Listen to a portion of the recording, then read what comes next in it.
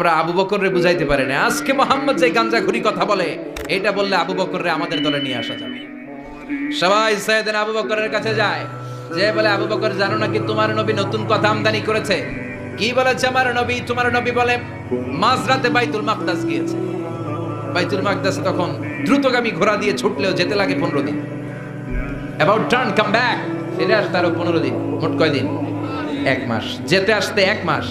তোমার নবী মাঝরাতে নাকি বাইতুল মুকাদ্দাসে ইমামতি করছে, 7 আকাশ ঘুরেছে, আল্লাহর আরশ দেখেছে, আল্লাহর সাথে কথা বলেছে, আবার ভোর হওয়ার আগে নাকি মক্কার জমিনে ফিরে এসেছে। আবু বকর বললেন, আসলেই কি আমার নবী এই কথা কইছে? সবাই এক বাক্যে বলে, হ্যাঁ, তোমার নবী মুহাম্মদ এই কথা বলেছে। আবু বকর দ্ব্যর্থহীন কণ্ঠে ঘোষণা করে দিলেন, আমার নবী যদি এই কথা বলে থাকে, আমার নবী সত্য বলেছে। সত্য বলেছে, তিনি কখনো মিথ্যা বলতে পারে? বিশ্বনবী খুশি হয়ে গেলেন।